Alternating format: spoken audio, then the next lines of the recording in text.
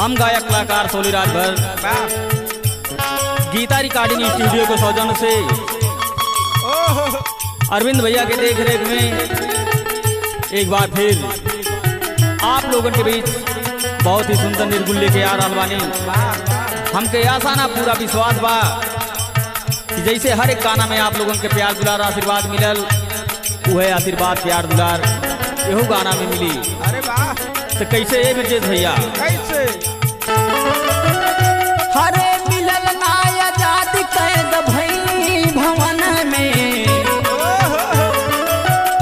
अरे मिलल ना आजाद कैद भइली भवन में, दिहले गवनमा कराए बचपन में,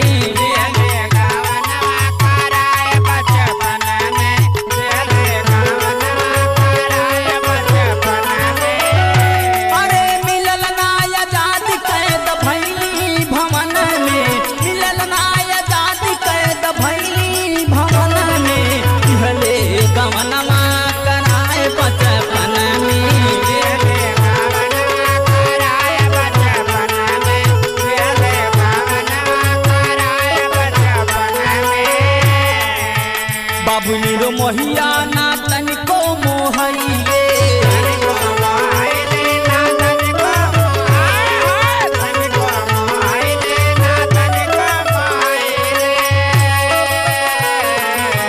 काचे उम्र में गवनमा करइले,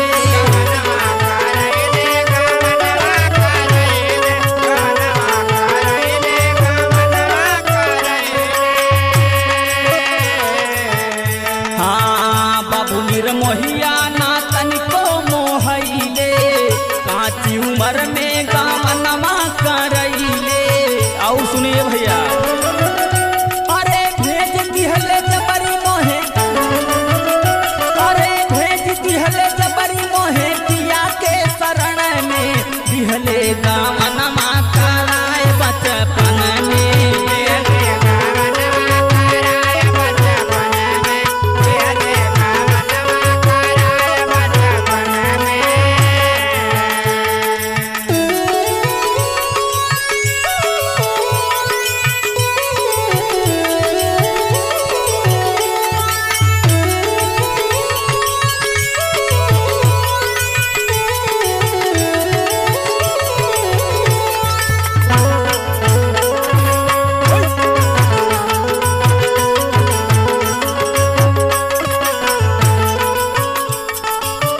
ससुरा में बाटे सासु नानद के पहाड़ा,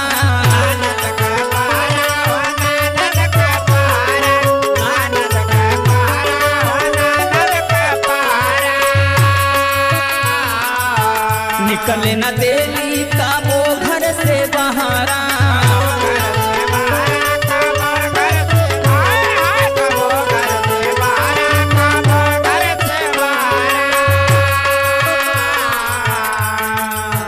ससुरा में बाटे सासु नानद के पहारा, निकले न देली का वो घर से बहारा।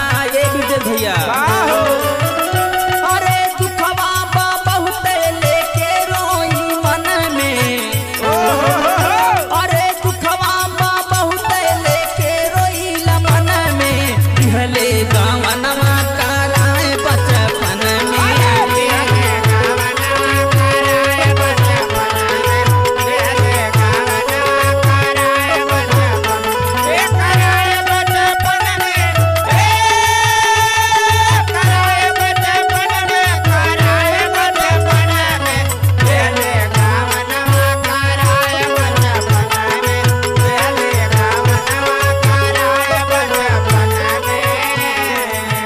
सखिया सहेली से मिलहू ना पवली,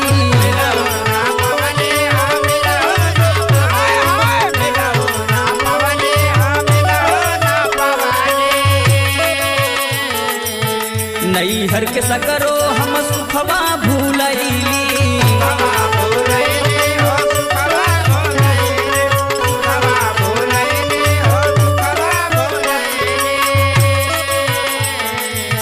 सखिया सहेली से मिलहू ना पवली, नैहर के सकरो हम सुखवा भूलैली,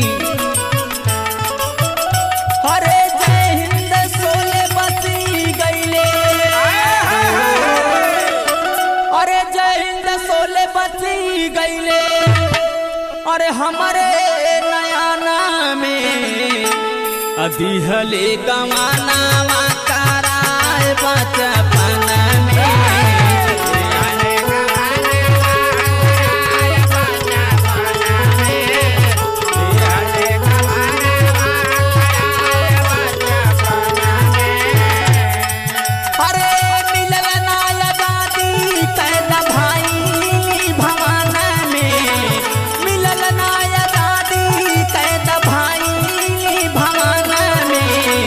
दिहले गवाना